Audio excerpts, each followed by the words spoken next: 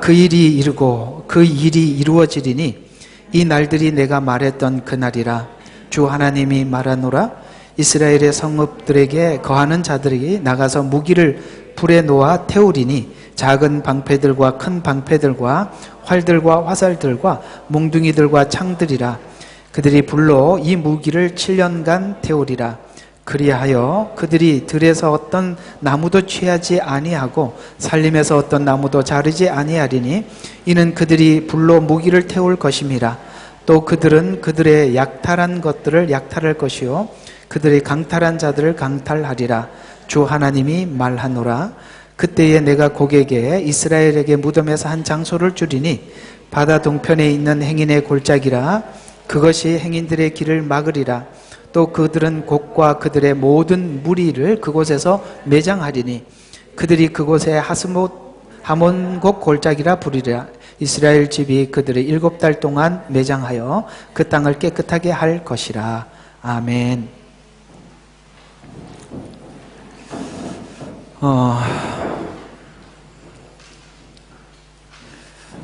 이제 39장, 그러니까 좀 여러분들이 이제 45장까지가 천년 왕국에 관한, 그러니까 요게 이제 끝나면 천년 왕국이 들어갑니다. 이제 시기적으로 이렇게 봤을 때 여기 이제 곡과 마곡의 전쟁을 기록하고 있는데, 저번 주에 여러분들에게 말씀드렸던 거 잠깐 상기시켜 드리면, 성경은 아마겟돈 전쟁이나 그 다음에 유브라데 전쟁이나 곡과 마곡 전쟁이 모두 다 전쟁의 대상이 같고, 그렇기 때문에 성경은 그걸 이렇게 섞어놨다라고 말씀을 드렸었어요. 그래서 혹은 어떤 분들이 아마겟돈 전쟁을 말하면서 곡과 마곡 전쟁처럼 설명하는 것도 큰 문제가 되지는 않다라는 것을 알고 좀 들어주시면, 이 사람이 이거 잘못 설명을 하네 하고 이렇게 내치지 마시고 그냥 같이 들어도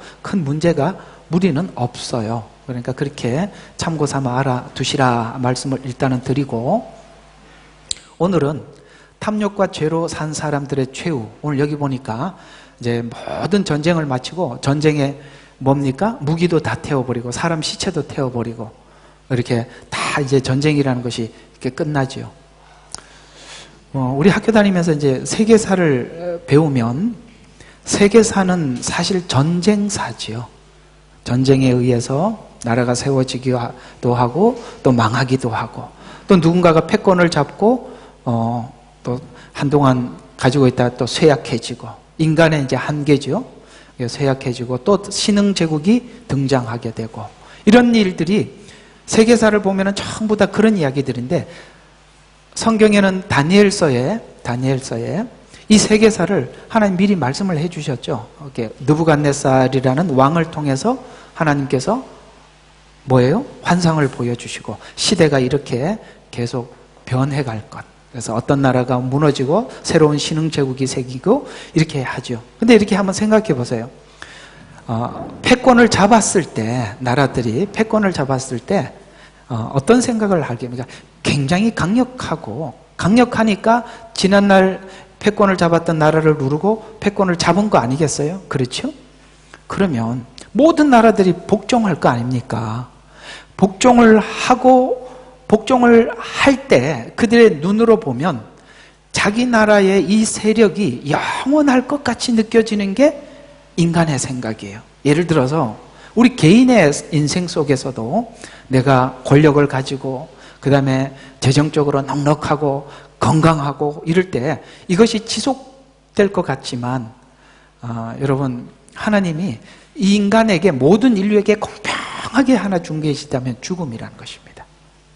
세월에는 장사가 없어요. 그렇죠? 세월에는 장사가 없어요. 우리 옛날에 그래도 이렇게 많은 사람들에게 알려져 있던 사람들 가끔씩 보면 고 누구 이렇게 나오지 않습니까? 그렇죠? 그래서 세월은 장사가 없구나. 그렇게 옛날에 힘있고 강했던 사람들이 침대에 누워서 아무것도 하지 못하는 이런 모습을 보면서 아마 누워있는 본인도 그런 생각이 들 겁니다. 내가 옛날에는 이렇게 산으로 들로 그냥 날아다녔었는데 지금 이게 화장실도 한번 갔다 오기 힘들구나 이런 생각이 들 것 같이 국가도 그렇고 개인의 모든 것도 영역도 그렇다는 것입니다. 이해가 가시죠? 참 안타까운 것은 뭐냐면 스탈린이나 김일성이나 조금 전에 죽었던 김정일 김정일이나 사람이 죽어서 참 축복이 뭐냐면 땅에 묻히는 거예요. 근데 그들은 땅에 묻히지도 않고 지금 후대에 있는 사람들의 권력을 유지하기 위해서 박제해놓고 사람들이 지나가고 쳐다보고 이건 정말 비참한 거 아니겠어요? 그게 무슨 축복입니까? 죽어서 뭡니까? 땅에 묻히지도 못하잖아요. 왜? 후대의 권력을 유지하는데 그냥 하나의 뭐예요? 그 들러리가 되는 것밖에 더 되겠어요? 이런 것처럼 우리는 지금 이렇게 세상이 돌아가는 걸 보면 이게 탐욕과 죄로 산 사람들의 최후는 분명하다는 거예요. 오늘 여기 보니까 하나님의 주 여호와가 말하노라 내가 이루겠다라고 이렇게 분명히 우리에게 선언함으로써 하나님께서 하신 말씀 중에 안 된 일이 뭐가 있냐 이 말이죠. 우리는 최후를 알고 가는 사람들이기 때문에 최후를 모르는 사람들처럼 살아서는 안 된다는 것이죠. 아시겠죠? 그런 것처럼 오늘 이 에스겔서 39장 8절과 11절 사실은 39장 전체인데 이 내용을 가지고 여러분들과 함께 주시는 말씀을 함께 받아보도록 하겠습니다. 자, 오늘 이 이야기는 곡과 마곡의 전쟁입니다. 이 내용은 이 요한계시록 20장 그러니까 참 신기해요. 저는 이렇게 맞추려고 한 건 아닌데 지금 요한계시록 20장이 천년 왕국 이야기잖아요. 지금 주일 낮 예배도 보니까 이게 천년 왕국하고 곡과 마곡 전쟁이 이게 오전 예배하고 오후 예배가 이게 에스겔서하고 지금 요한계시록하고 이게 같이 맞물려 가고 있어요. 맞추려고 한 건 아니에요. 그렇게 하다 보니 이렇게 만났어요. 그래서 아침 저녁으로 설명하기가 참 좋아요. 그러니까 오전에는 에스겔서에서 저녁에는 계시록에서 이렇게 설명을 하게 되더라고요. 그래서 이 전쟁은 이 곡과 마곡의 전쟁은 천년 왕국 때 가두어 두었던 사단이 이제 그 쇠사슬을 열어주니까 풀려 나와서 땅에 있는 민족들을 미혹해서 일으키는 전쟁이 곡과 마곡의 전쟁이에요. 그러니까 다른 분들은 이게 막 섞여서 이게 아마겟돈인지 유브라데인지 곡과 마곡인지 몰라도 여러분들은 아셔야 돼요. 우리는 계속 배웠으니까 아셨죠? 아셔야 돼요. 그래서 미혹하여서 전쟁을 나는 이게 되게 신기했습니다. 많은 생각을 해봤어요. 그렇게 천년 동안 하나님의 공의와 정의의 통치를 받고 여호와를 아는 것이 물이 바다 덮음까지 온 땅에 편만했단 말이에요. 이게 이제 오늘 저녁에 나오는 천년 왕국의 통치에 대해서 또 한번 배워보면 얼마나 하나님의 통치가 정의롭고 공의로운지를 이제 할 겁니다. 이제 할 거예요. 이제 저녁에 할 거니까 넘어가고 문제는 이런 통치를 받았는데 사단이 다시 풀려나니까 무슨 일이 있더라? 미혹을 받더라. 이게 참 아이러니한 거예요. 이게 오늘 그 문제를 우리가 한번 정리하고 가보자고요. 이렇게 하나님의 은혜를 받고 통치를 받고 난 이후에도 수많은 민족들이 바다의 모래처럼 모여가지고 예루살렘을 또 공격하러 모인단 말이에요. 천년 지난 이후에도 이게 도대체 무슨 일이냐. 그래서 여기 보면 그 수가 바다의 모래 같으며 성도들의 진영과 사랑하는 도성, 그건 이게 천년 왕국 때 있던 그 예루살렘 성을 포위할 때 하나님께서는 이 최후의 전쟁은 하나님이 직접 막을 내려버려요. 이게 하늘에서 그냥 불이 내리고 지진이 나고 그래서 그냥 한 방에 끝나버려요. 그런데 그래서 포위할 때 하늘에서 불이 내려와 삼키고 마귀가 불과 유황에 던져지는 것으로 이제는 완전히 모든 뭡니까? 하나님의 구속의 역사는 끝이 나. 이게 바로 오메가예요. 성경에 보면 나는 알파요 오메가라고 하잖아요. 그럼 이 알파는 이걸 이제 이거 좀 정리해야 할 필요가 있어요. 이 알파가 창세기 1장 1절이 알파가 아닙니다. 그 다음에 오메가는 예수님 재림으로 이 시점 이 자리가 오메가가 아니라 성경이 말하는 알파는 창세 이전에 하나님의 세상이 있었어요. 아시죠? 욥기를 보니까 나오잖아요. 창세 이전에 하나님의 나라가 있었습니다. 그때 인간이 창조하기 이전에 사단은 하나님 나라에서 하나님을 반역하고 내려왔어요. 이게 알파예요. 창조부터가 아니라 시간의 시작 이전부터. 오메가는 뭐냐면, 그러니까 이 이전의 세계를 하나님께서, 오메가는 여기 곡과 마곡의 전쟁이 끝나면 영혼의 세계로 들어가죠. 이게 오메가예요. 그래서 나는 알파야와 오메가라는 말은 우린 자꾸 시간을 두고 생각하는 거예요. 그러나 창조 구원의 계획도 언제부터 하셨죠? 아담이 타락한 이후가 아니라 창세 이전에 했어요. 이게 알파라 이 말이에요. 그것도 알고 계세요? 아시겠죠? 이게 잘 모르더라고 사람들이. 그냥 창조에서 요걸로 돼요. 왜냐하면 우리는 시간 속에서만 자꾸 보는데 하나님은 시간 밖에 있는 분이십니다. 자, 그래서 이게 이제 이 전쟁은 싸움으로 한 게 하나님이 그냥 끝을 내버려요. 아마겟돈 전쟁은 예수님이 끝을 내고요. 유브라데 전쟁은 이스라엘이 직접 싸웁니다. 이게 좀 달라요. 어쨌든 이 전쟁에 대해서도 알고 있으면 돼요. 그래, 제가 지금 말씀드린 걸 가지고 성경을 읽어보면 쭉 이해가 됩니다. 자, 그래서 이 내용은 에스겔서 38장과 39장에 자세히 기록하고 있어요. 곡과 마곡의 전쟁은 사단의 세력과 사단의 세력을 동조하는 민족들. 여기서 민족들이라고 하면은 이방인들입니다. 그래서 이 민족들을 의미하는데, 여기서 우리는 이 전쟁을 보면서 하나님이 우리에게 이렇게 이야기를 하는 겁니다. 무엇에 동조하느냐? 뭡니까? 누구를 지지하는 것과 같다 이 말이에요. 요즘 이 설명을 하기가 참 좋은 상황이죠. 지금 미국의 수많은 대학들이 반유대주의 데모를 하고 있고, 지금 그게 보니까 프랑스로, 터키, 호주도 나왔더라고요. 네, 그러죠. 호주도 백인이라고, 같은 종족이라고. 미국에서 일어나면 호주도 함께 반드시 이런 문제가 생깁니다. 근데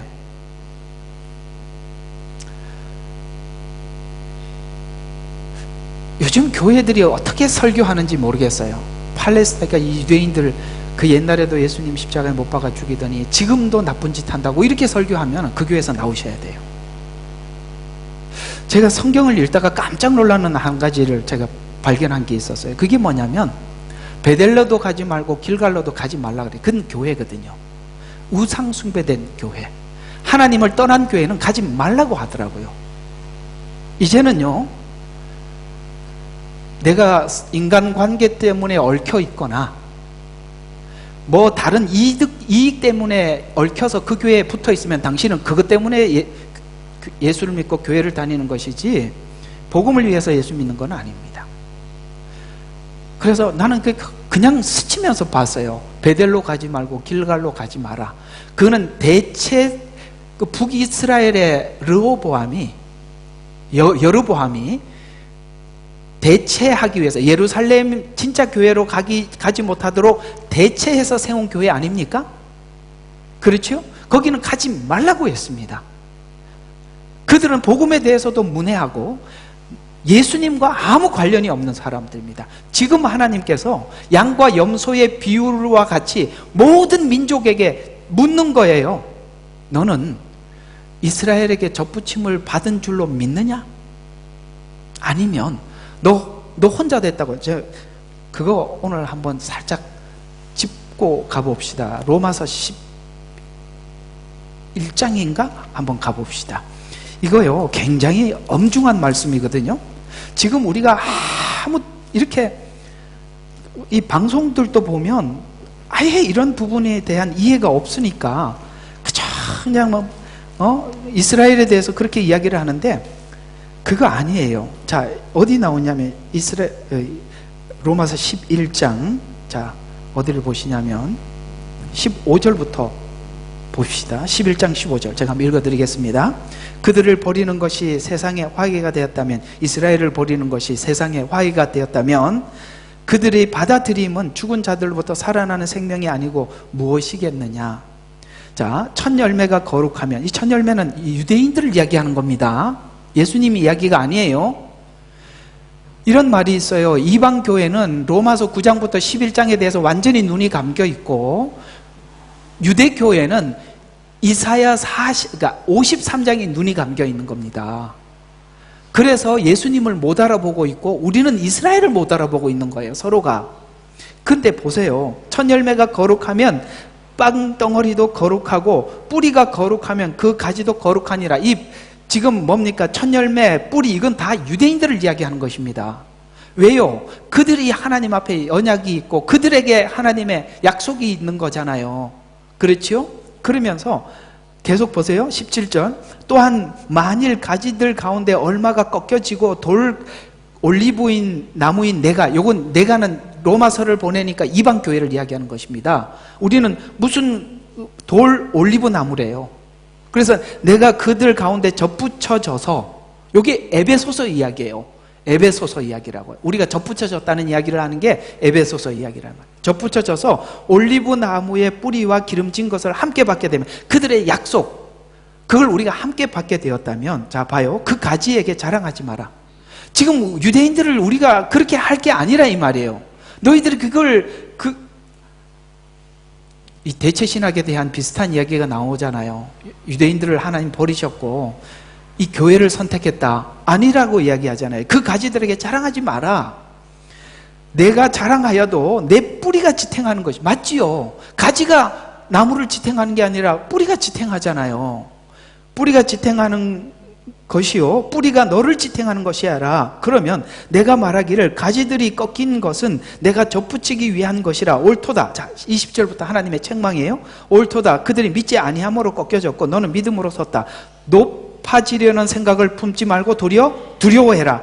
21절이 경고예요. 뭐예요? 하나님께서 본래 가지들도 아끼지 아니하셨으니 너도 아끼지 아니하리라. 무섭지요? 이게요, 교회가 참 잘못하고 있는 거예요. 저는 이상하게 이 말이 이 중간에 대체 신학이 나올 것에 대해서 하나님 경고하는 메시지로 보여요. 이게 옛날에는 지나가는 말처럼 들려졌는데 보니까 이게 이스라엘을 교회가 대체해서 우리가 자랑하고 있는 거예요. 그래서 하나님께서 뭐라 그래? 원가지도 아끼지 않았는데 네가 접붙임을 받아. 네가 교회가 이스라엘을 지키는 게 아니라 이스라엘에게 한 약속. 그 이스라엘이라는 것은 단순히 이스라엘이라는 게 거슬러 올라가서 누구에게 했던 약속? 아브라함. 하나님은 지금 아브라함과 약속을 계속 신실하게 이루어가고 있는 중이잖아요. 그러니까 이런 측면에서 너무나도 이 교회들이 잘못하고 있는 거예요.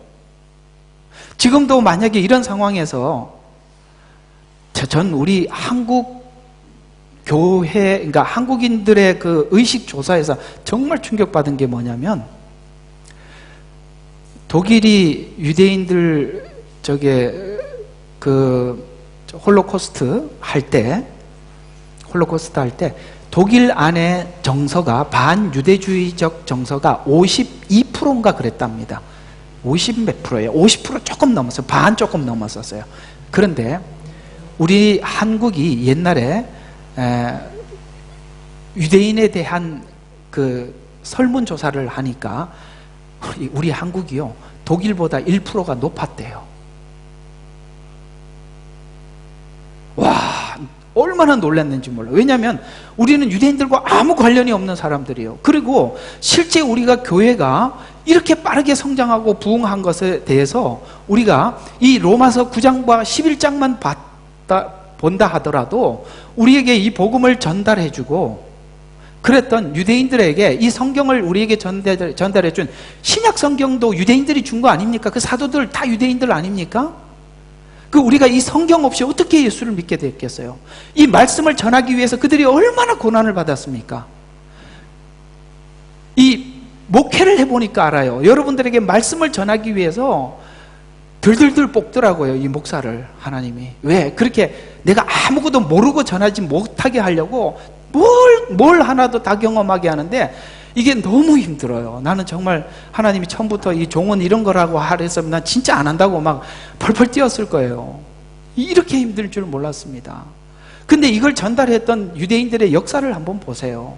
모든 세계사 전쟁의 공격의 대상은 유대인이었어요. 십자군 전쟁이 그랬고요. 1, 2차 세계대전이 그랬어요. 큰 전쟁들은요. 그리고 이 세상에 가장 많은 전쟁을 겪었던 나라가 유대인들입니다.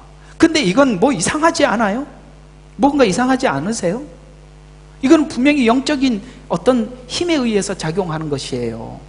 영적인 힘이에요. 이유 없이 사람이 미워하는 거예요. 유대인들이 뭘 잘못했습니까? 안 그래요? 근데 이걸 어떻게 올가미를 씌워버렸냐면 이 사람들은 예수님을 십자가에 못 박아 죽인 아주 악한 민족이라고 이렇게 뒤집어 씌웠어요. 그러면 하나님께서 우리 대한민국을 선택했다고 생각해 봅시다. 그럼 우리는 그렇게 안 했을 것 같아요?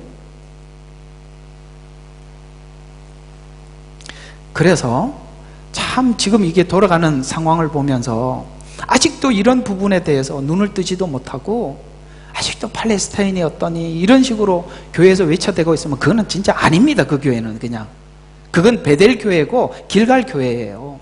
그건 아니에요. 복음하고 아무 관련이 없는 거예요. 정말 무식한 사람들이에요. 정말 교회가 이렇게 하면 안 되는 거예요.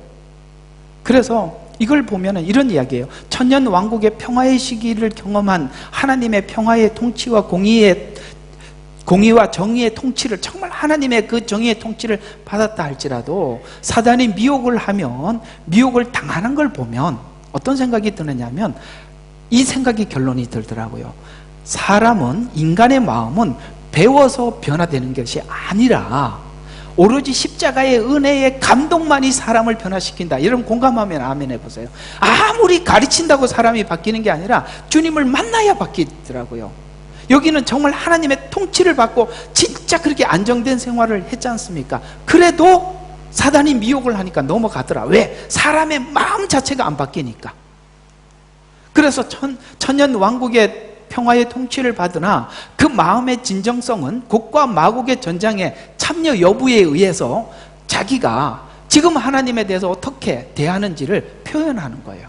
지금 하나님께서는 이 전쟁을 통해서, 이스라엘에 일어나는 전쟁을 통해서 우리 입이 무엇라고 말을 하는지가 당신이 하나님을 보는, 성경을 이해하는 시각이에요. 그게 수준이라고. 더 말할 거 없어요. 옛날에는 이런 것들이 드러나지 않았는데, 제가 2000년부터 2001년, 2001년, 2002, 2004년이잖아요. 3, 4년 막 넘어갔나? 하도 이렇게 급하게 말을 하니까. 어쨌든 하나님께서 그때부터 매년마다 새해 주시는 말씀이 뭐냐면은 첫 번째는 회색이라 그랬습니다. 그 다음에 다음 연도부터 흰색과 검은색이 나누어진다 그랬어요. 세 번째는 그것에 대해서 자기가 말을 하고 표현을 해야 된다 그랬습니다. 이제는요, 점점점 회색지대, 아시겠어요? 가짜와 진짜가 섞여 있는 회색지대에서 흰색과 검은색이 선명하게 나눠요. 가라지와 알곡이 나눠지고 있는 것입니다. 지금 완전히 나눠지고 있어서 이 전쟁을 통해서도 하나님께서 나눠지고 있다는 것을, 입으로 시인하는 것을 듣고 있으면서도 거기 붙어 있으면 당신도 문제가 있는 거예요. 아시겠어요? 하나님이 선명하게 나눌 겁니다. 나중에는 진짜 성도들이 하나님께서 뭡니까? 표를 받고 우상에게 절을 하느냐 안 하느냐 완전히 생명을 건 신앙 고백을 해야 할 만큼 나누지. 지금 이런 작은 일에조차도 구분을 못하고 나누어지지 않으면 그때 아무것도 못하는 거예요. 담대하세요. 담대하셔야 돼요. 어차피 싸울 싸움이라면 하셔야죠. 피해갈 일이 아니라 이 말이에요. 당당하게 붙으셔야 돼요. 그래서 이 참여 여부로 표현하는 것이 되는 것입니다. 악한 사단의 멸망은 영원한 하나님 나라의 평화의 시작을 열어주는 것입니다. 아멘이시죠? 이 멸망은 하나님 나라의 문을 여는 것입니다. 그리고 이 시작은 영혼의 시작이 되는 것입니다. 사단이 멸망해야 하나님 나라의 평화가 영원히 지속될 수 있는 이유가 되는 것입니다. 오늘 앞에 38장 2절에 보니까 곡과 마곡 땅과 메색과 두발과 최소 통치자들 대적하여 내 얼굴을 두고 예언하여자. 메색, 두발 이런 것들은 이제 저녁에 다 나와요. 이 참 재밌어요. 이렇게 지금 그 땅이 어디인지, 어느 나라인지, 과거에 어떤 지역이고 지금은 어느 지역인지 그거 오늘 저녁에 좀 해봐요. 그래서 대적하여 얼굴을 두고 예언하여, 자 39장 3절과 16절에 그러니까 곡이 이스라엘을 침략하도록 허용하겠다.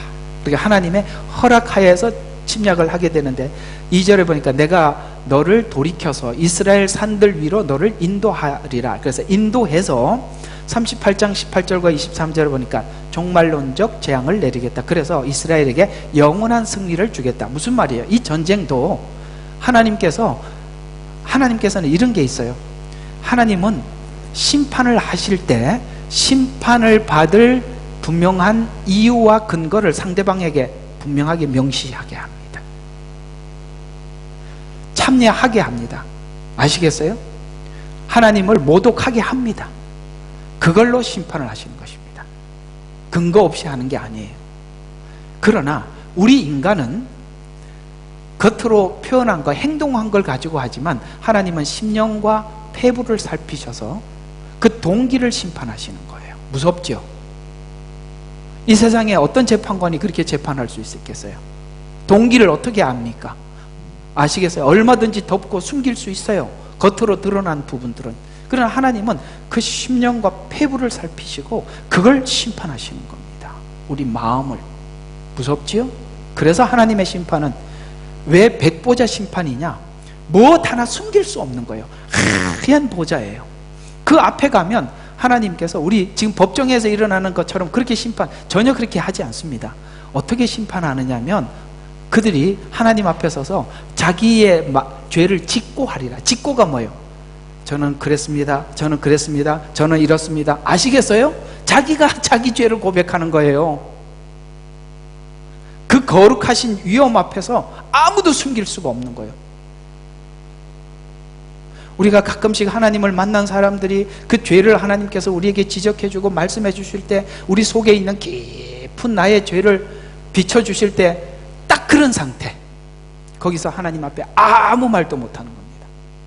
너 그랬지? 안 그랬는데요? 증거 대봐. 이런 거 그 세상 법정에서 하는 거고 하나님은 그렇게 하시는 것입니다. 그러나 이 종말은 우리 그리스도인들에게는 영원한 승리의 시작이라는 거예요. 그래서 우리가 에덴 동산에서 있었던 범죄에서 볼 수 있듯이 우리 인간의 이 자유의지는 하나님의 말씀을 부인할 수 있는, 거부할 수 있을 만큼 준 자유의지예요. 그렇죠? 그래서 먹지 말라, 먹는 날에는 죽으리라 라고 책임을 우리에게, 자유의지에게 넘겼죠. 그런데 이 자유의지가 얼마나 우리 인간이 불량하냐면, 보세요.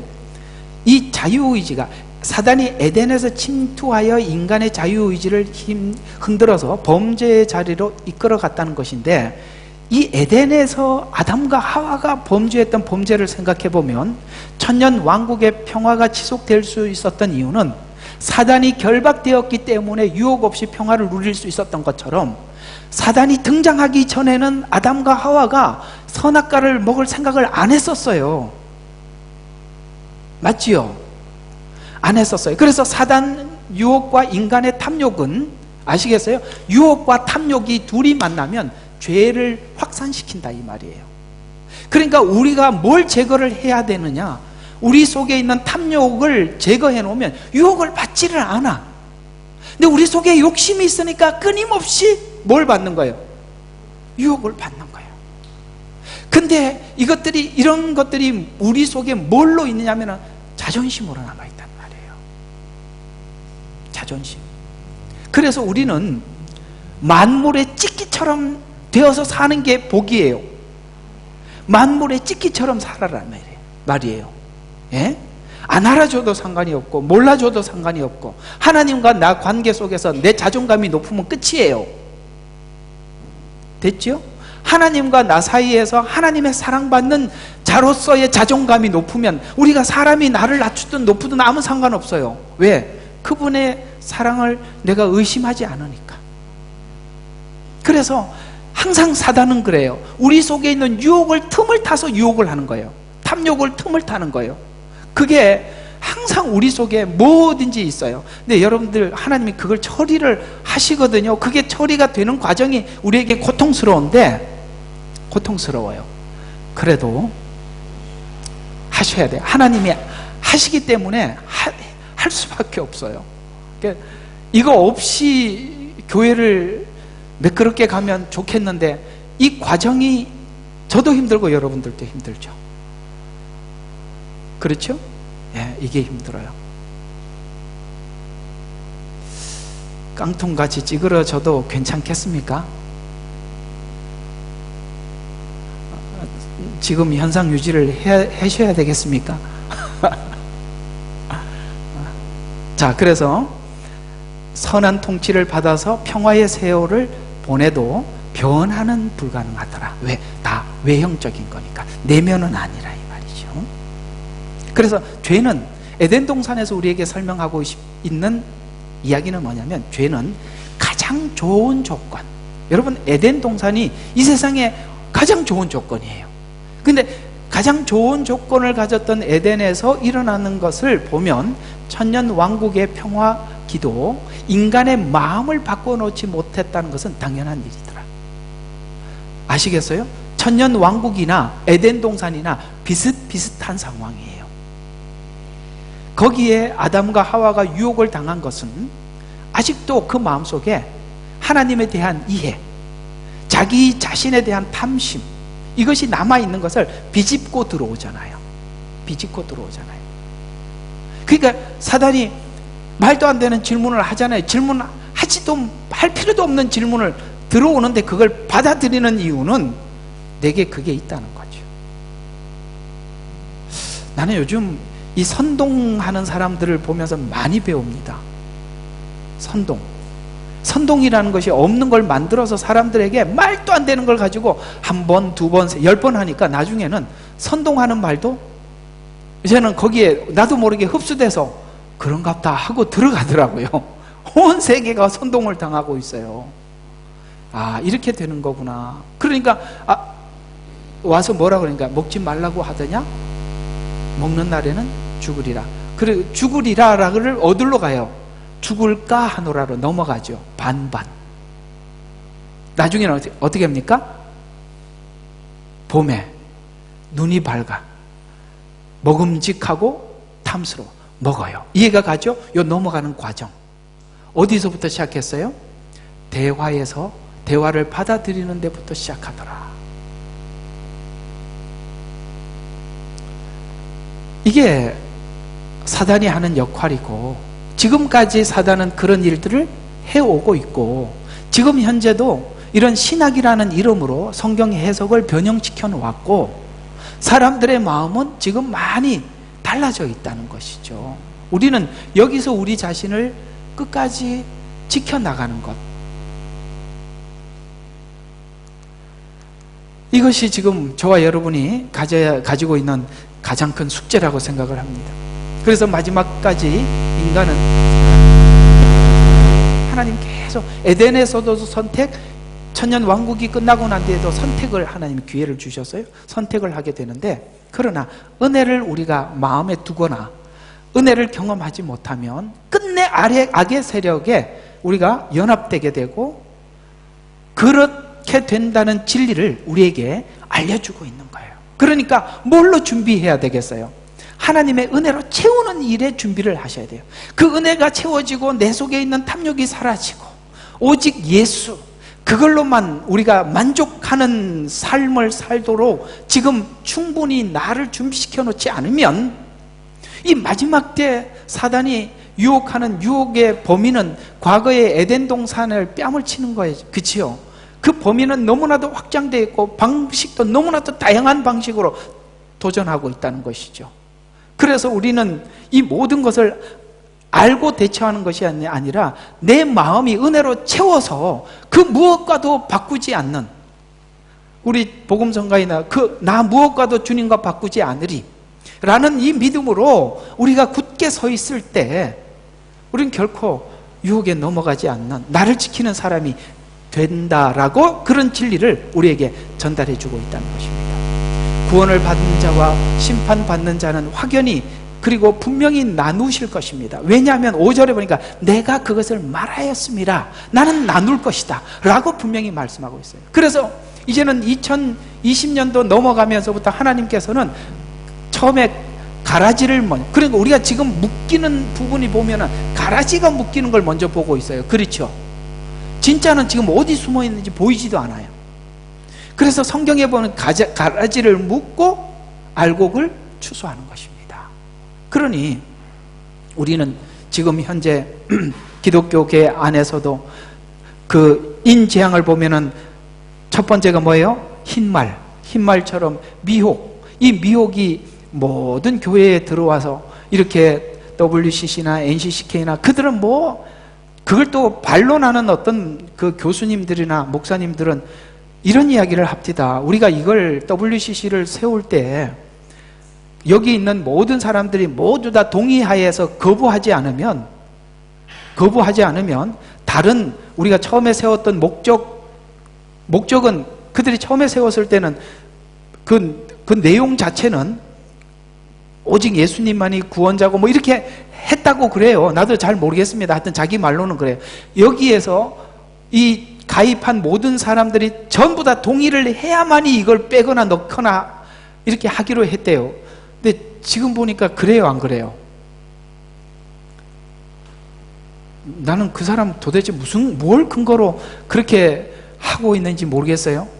우리가 볼 때는 완전히 변질된 그 가짜들이, 자유주의 신학자들이 자기들 세탁하기 위해서 보수주의와 손을 잡고, 그렇죠? 그걸 희석시키기 위해서 들어온 건데 우리는 그렇게 보이는데 그 사람은 그렇게 반론하고 있더라고요.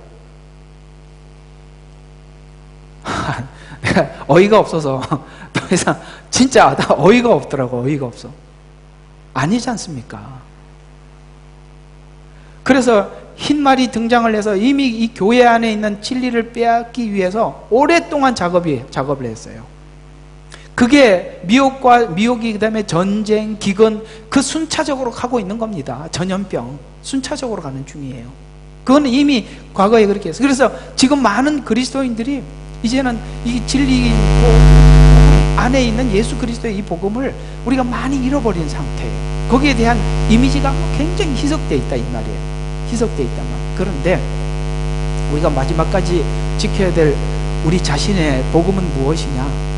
여러분 정말 우리가 지금 듣고 있는 이 복음을 우리가 내 것으로 완전히 소화하고, 아시겠어요? 억지로 소화를 넘어서서 정말 내 안에서, 은혜 안에서 완전히 소화하고 주님과 아주 밀착된, 아시겠어요? 밀착된 이 믿음 아니고는 정말 어려운 시대를 맞이한 것 같아요. 어느 때는 그런 생각이 들어요. 차라리 저기 총을 들고 칼을 들고 와서, 그렇죠? 교회를 핍박을 하고 그 색깔을 분명하게 하는 그 사람들이 미혹에서는 노출되지 않을까 합니까? 그렇죠? 자기 자신에 대해서 상대방이 분명히 칼과 총을 들고 오니까. 지금은 이런 곳들은, 이런 나라들은 그렇게 분명하게 자기 색깔을 들고 오지 않고 속여서 탈을 쓰고 오니까 우리 마음속에 유혹과 탐욕이 있으면 자연스럽게 그들과 융화되더라는 거예요. 그래서 이런 생각이 들어요.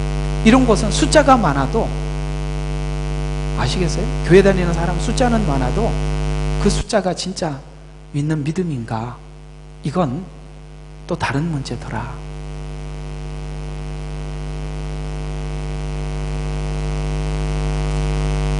자, 하나님께서 하신 말씀에는 우리는 의심의 여지가 전혀 없습니다. 전능하신 하나님은 빛이 있으라 라고 하면 빛이 생겨났고, 그렇게 하나님은 전능하신 것처럼 하나님께서 그렇게 나누실 것을, 내가 그것을 알았습니다. 마치 이것이 빛이 있으라 라고 하면 빛이 있었다. 그 말씀, 그 하나님은 말씀하신 대로 이루실 것입니다. 야고보서 1장 17절에 하나님은 변하지 않는 신실한 분입니다. 변함도 없고 회전하는 그림자도 없다고 성경은 하나님을 소개하고 있어요. 말씀하신 것을 완전히 이루실 마지막 때 계시록에 예수님의 재림을 보면서 이렇게 성경은 소개하고 있습니다. 요한계시록 19장 11절에 보니까 내가 하늘이 열린 것을 보니 흰 말이 보이더라. 그 위에 앉으신 분은 뭐라고요? 신실과 진실이라 불리며 의로 심판하고 싸우더라. 아멘. 하나님은 어떤 분이라고요? 마지막까지 이걸 다 이룬 하나님을 보니까 야, 하나님은 신실하시더라. 그리고 하신 말씀이 진실하시더라. 이거예요. 우리가 하나님의 뭘 믿어야 되느냐? 마지막 때 하나님의 신실하심과 진실하심을 믿어야 돼요. 이렇게 하나님께서 약속하신 모든 일들을 완전히 이룬다는 것에 대해서 추후에 의심이 없는 거예요. 그래서 이 예언은 하나님의 신실하신 성품 때문에 반드시 이루고 말 것이다. 그래서 다니엘에게 예언하신 하나님은 완전한 의를 이룰 날이 있을 것이라고 소망을 주십니다. 그래서 이 다니엘서에서도 그 날에 대해서 이렇게 말씀을 하셨어요. 다니엘에게. 다니엘서 9장이 어떤 장이냐면 다니엘이 이스라엘 백성들이 지금 여기 와서 죄 때문에 왔잖아요. 죄를 용서해달라고 하나님 앞에 기도한 기도장이거든요.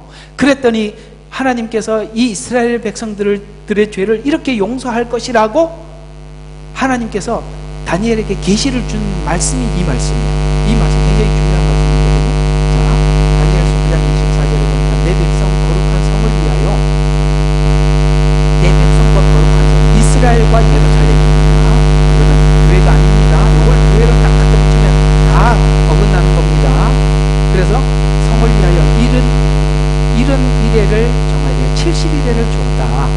그래서 허물이 그치고 죄가 끝나며 죄악이 용서되어 영원한 의가 드러난대요. 언제? 70일에가 끝날 때. 이게 참 중요한 이야기예요. 그러면 한번 봐봐요. 죄가 끝나고 허물이, 자, 우리 이방인들에게는 우리 죄악이 영원히 의가 드러났던 시기가 언제예요? 우리 이방인에게는 초림이잖아요. 우리는 예수님 십자가에서 우리의 죄를 용서하셨죠. 우리는 하나님 앞에 의롭게 됐죠. 그런데 유대인들에게는 70일에 때 이 일이 일어난다는 거예요. 그 7년 환란 중 안에 이스라엘 백성들이 눈을 연다 이 말이에요.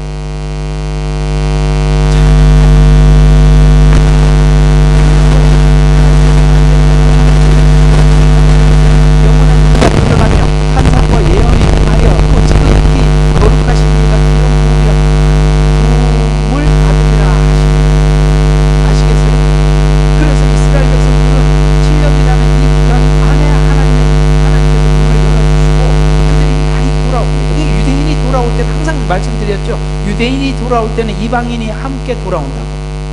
그게 섞여 있다고. 근데 세대주의는 요걸 이방인이 돌아온 걸 끊어버리고 유대인만 돌아온 것으로 딱 고정을 시켜버리니까 그냥 7년은 유대인의 때라고 그냥 끊어버리는 거예요. 그러면은 우리는 이방인들이 아무 상관이 없으니까 아무 공부도 안 하겠죠.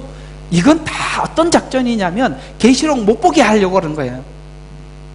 연구할 필요가 없잖아요. 우리는 이방인인데. 그건 저 사람들 문제고 우리는 우리 문제가 아니잖아요. 그래서 이게 다 뭔가 하고 봤더니 예언서를 닫는 방식이었더라고요. 그래서 에스겔서 39장 7절에 보니까 우리가 하나님의 성품을 알 때 하나님 자녀로 살아가게 되는데 그리하여 내가 나의 거룩한 이름을 내 백성 이스라엘 가운데 알게 할 것이요 또 그들로 나의 거룩한 이름을 더 이상 더럽히지 못하게 하리니 이방으로 내가 주 곧 이스라엘의 거룩하신 분임을 알게 하리라. 자 보세요. 내 백성 가운데 이스라엘 가운데 알게 할 것이요 그들로 나의 거룩한 이름을 더 이상 더럽히지 못하게 하리니 아시겠어요? 이스라엘에게는 그렇게 하고 이스라엘이 그렇게 하나님 앞에 돌아올 때 누구와? 이방으로 내가 곧 이스라엘에 계신 거룩한 분임을 알게 하리라가 붙어있다 이 말이에요. 붙어있다고 같이. 그 왜 끊냐 이 말이에요. 붙어있는 거 수도 없이. 이거는 구약에서 너무 많이 이 이야기를 했기 때문에 요한계시록에서는 7장에 살짝 지나갈 뿐이에요. 왜? 이미 알고 있어요.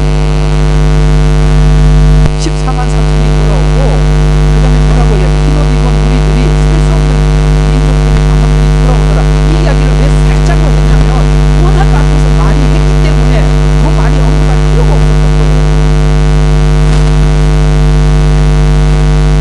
자, 그날은 나눠지는 날이고 그날은 완전한 하나님 나라가 세워지는 날입니다. 이 날을 향해서 에스겔서 39장 8절에 보니까 보라 그 일이 이루고, 하나님이 분명히 날이 이루고, 그 날이 이루어지리니, 아멘, 이루어지리니 이 날이 내가 말했던 그 날이라. 그 날을 얼마나, 여기서만 말한 게 아니라 하박국인테도 말, 요엘에게도 말했고 너무너무 많이 그러면 그 날에 대해서는 너무 우리가 흔히 쓰는 말로 마삭하게 알고 있다 이 말이에요. 너무 잘한다 이 말이에요. 그 날을, 그래서 내가 말했던 그 날이라 주 하나님이 말하노라, 이 사실을 믿는다면 그 날은 아까 이룬다고 했잖아요. 온 날이고 믿음 안에 온 날이잖아요. 왜 온 날이죠? 우리는 예수님을 믿었더니 하나님은 우리를 의롭게 하신다고 약속했어요. 아시겠어요? 우리는 왔어요. 아니에요. 그러나 이미 온 날이라 있습니다. 주님은 우리의 아버지가 되시고 영원히 함께 살 겁니다. 영원하게 하였다고 약속하셨어요. 그러나 지금 현실적으로는 안 왔지만 그날은 올 날이라 이 말이에요. 그럼 우리 믿음으로 하나님의 시각에서 내가 믿었지만 미래도 내게 약속으로 이미 이루어진 날로 믿고 있는 거예요. 이게 믿음이라 이 말이에요.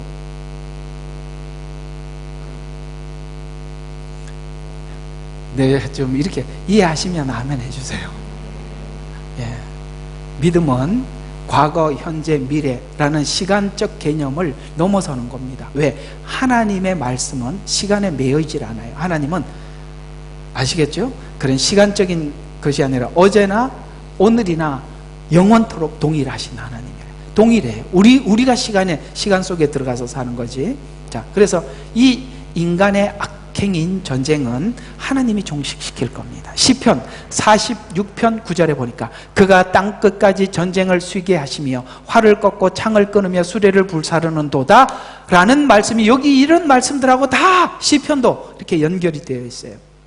미가서 4장 3절에 또 여기뿐만 아니라 미가서에도 무리가 칼을 쳐서 보습을 만들고 창을 쳐서 낫을 만들 것이며 이 나라가 저 나라가 다시는 칼을 들고 서로 치지 아니하며 다시는 전쟁을 연습지 아니하리라. 오늘 여기 똑같이 이야기하고, 에스겔서 39장 9절과 14절에 보니까 전쟁을 마친 후에 7년간 무기를 태우고, 여러분 무기가 얼마나 많으면 7년간 무기를 태우고 7달 동안 매장을 하여 사람들을, 그래서 14절인가 남은 자들을 찾아내어 매장하여 땅을 깨끗하게 하시겠다. 왜? 천년 왕국의 통치. 그래서 이 말씀이 의미하는 것은 죄악의 어떤 것보다 매장하여 정결케 하라. 마치 이스라엘 백성들에게 가나안 땅에 들어갈 때 깡그리 죽였습니다. 하나님께서 이 마지막 때 완전히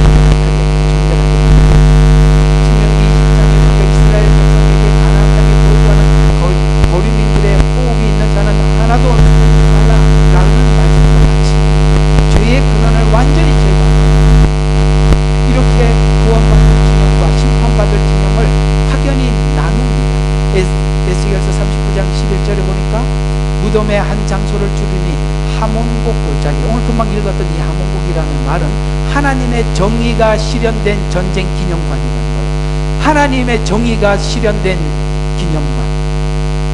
저는 지금 이렇게 이 나이가 돼서 이 시대를 살아가면서 이 세상에 이런 걸 보면서 제가 어떤 생각이 드냐면, 이 세상에 하나님이 계신다는 게 이렇게 축복일 수가 없어요.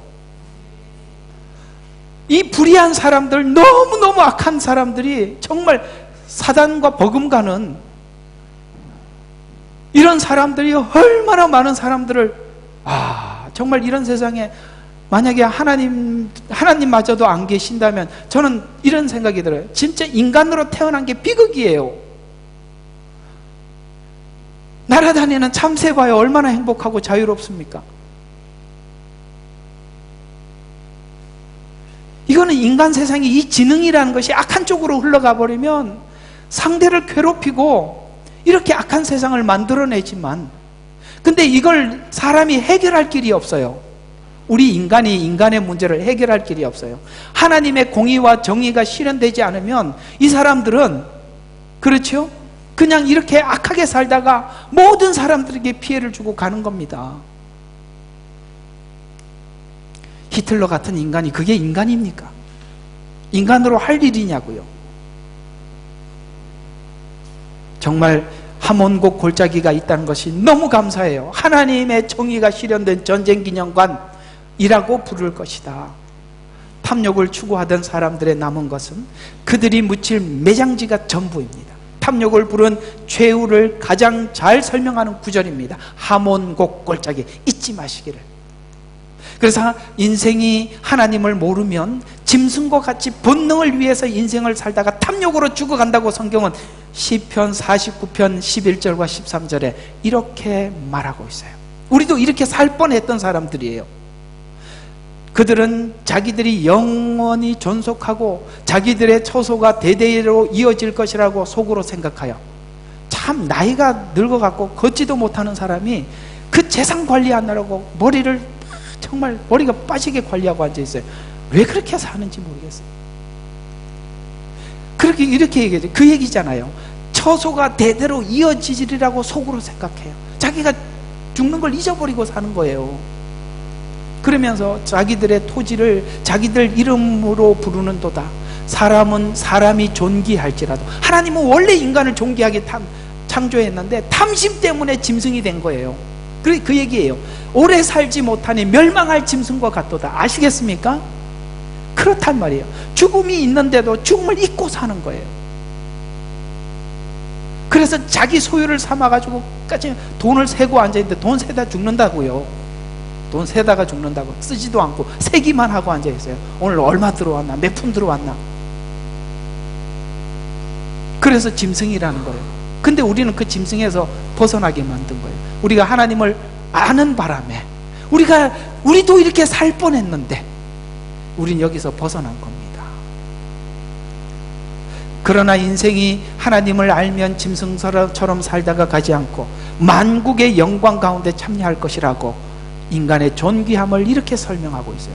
요한계시록 21장 26절과 27절에 보니까 민족들이 영광과 존귀를 그곳으로 가져오리니 무엇이든지 더럽게 하는 것이나 가증한 일을 행하는 자나 거짓말하는 자는 결코 그곳에 들어오지 못할 것이며 다만 어린 양의 생명책에 기록된 자들만이라. 탐욕과 짐승과 같은 인생을 산 사람들의 최후는 음행, 우상숭배, 아시겠습니까? 그렇게 살다가 끝이 납니다. 그러나 우리는 거기서 돌이켜서 탐욕을 끊고 하나님을 알고 하나님의 존귀와 영광을 앞에 면전에 나가는 사람으로 살아갑니다. 그래서 탐욕과 짐승 같은 인생을 사는 사람들의 묘지를 얻지 못하는 자들이 있다고 이렇게 묘사하고 있어요. 에스겔서 39장 17절과 20절에 보니까 묘지를 얻지 못해서 새들과 모든 짐승들이 이르러 모여, 하나님이 그렇게 말했어요. 오라, 너희를 위하여 큰 잔치를 베풀었으니까 사면에 모여서 살을 먹고 피를 마시라. 여러분, 이건 뭡니까? 묘지도 얻지 못하고 새들 밥이 되고 짐승들의 밥이 되더라는 거예요. 용사의 고기를 먹고 땅의 통치자들과 바산의 모든 살찐 짐승인 순양과 어린 양과 염소와 수송아지 피를 마실지어다. 내가 거기 너희를 위해 베푼 내 재물에 배가 부를 때까지 기름을 먹고 취할 때까지 마실지어다. 무덤에 매장되는 것이 아니라 이렇게 하나님께서 길거리 그냥 그 시체마저도 버릴 것이다.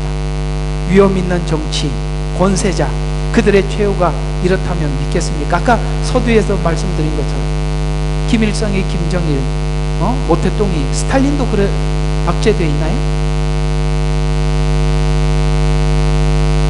지나가면서 이게 뭐예요? 네? 그래서 그들의 최후가 그렇다면 우리가 지금 당신이 그렇게 살면 최후가 이럴 겁니다라고 그들에게 말을 하면 자기가 가지고 있는 지금 당장의 권세와 힘이 있는데 그렇게 될 거라고 자기는 생각도 못할 겁니다. 근데 그렇게 된대요. 삶의 최후를 아주 생생하게 기록하고 있습니다. 그래서 하나님은 우리에게 네가 가지고 있는 힘, 권력, 이것은 다 허상이다. 실상은 이런 거다. 인생이 하나님이 그렇게 세팅을 내놨다고. 여기에 누구도 피해갈 수가 없다고요. 맞지요? 네. 아무리 악하고 아무리 능력 있고 아무리 권세가 있어도 하나님이 정한 수명만큼 이걸 뿐이겠습니까? 마가복음 9장 47절과 49절에 보니까 만일 내 눈이 범죄하거든 빼어버리라. 한 눈으로 하나님 나라에 들어가는 것이 두 눈을 가지고 지옥에 가는 것보다 나으리라라는 말은 죄를 이렇게까지 미워하고 마음을 바꾸라는 얘기예요. 눈을 뺄 만큼. 아시겠어요? 그냥 겉으로만 회개하고 하나님 저 회개했습니다 이렇게 하지 말고 자기 눈을 뺄 만큼이나, 그 다음에 뭐라고요? 손을 찍어버릴 만큼 죄와 싸우라는 거예요. 거기는, 왜냐하면 거기는 구더기에도 죽지 않고 불도 꺼지지 않는 사람마다 불러서 소금치듯 받으리라. 요한계시록 14장 10절과 11절에 보니까 진노의 포도주잔을 마시리니 진노의 잔이 혼합되지 않고 부은 것이라. 또 사람이 거룩한 천사들의 면전과 어린 양의 면전에서 불과 유황으로 고통을 받으리라. 그 면전 앞에서 그 고통의 연기가 영원토록 올라간다. 이게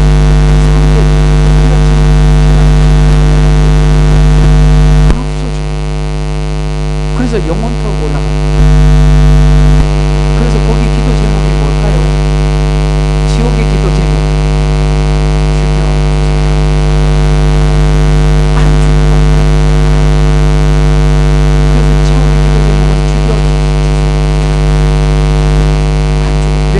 연기가 영원토록 그 짐승과 그에게 경배하고 그 이름의 표를 받는 자는 누구든지 밤낮 쉼을 얻지 못하리라고 분명히 성경은 못을 받고 있는데, 먹는 날에는 죽으리라, 표를 받으면 밤낮 쉼을 얻지 못하고 불구덩이에서 이렇게 된다라고 말을 했는데, 요즘 하나님은 사랑의 하나님이라고 이상한 신학이 나와서 하나님이 그럴 리가 없다고, 표를 받아도 된다고, 표 받아서 지옥 가는 게 아니라 예수 믿어야 구원받는다고, 믿느냐고, 믿는다 그러면 걱정하지 말라고. 누가 만들어낸 이론이에요?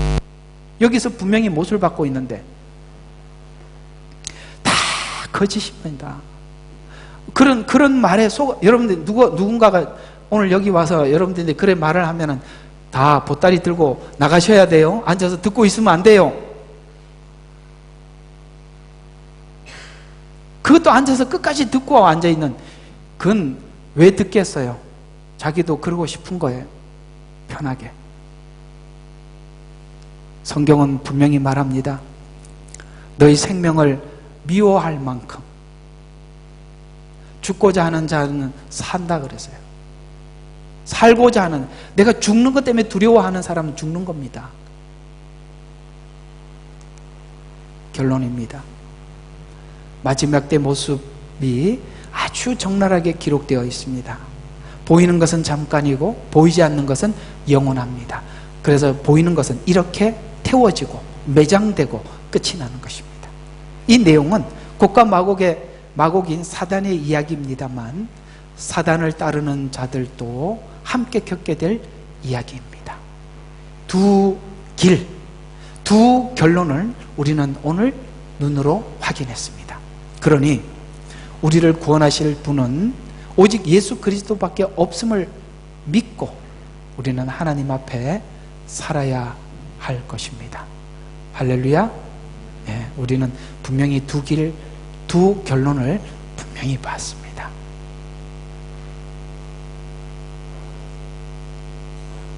지금 여러분들에게 다가오는 시험들이 있죠. 자존심 시험, 물질 시험, 이런 건 다 조그마한 작은 문제들입니다.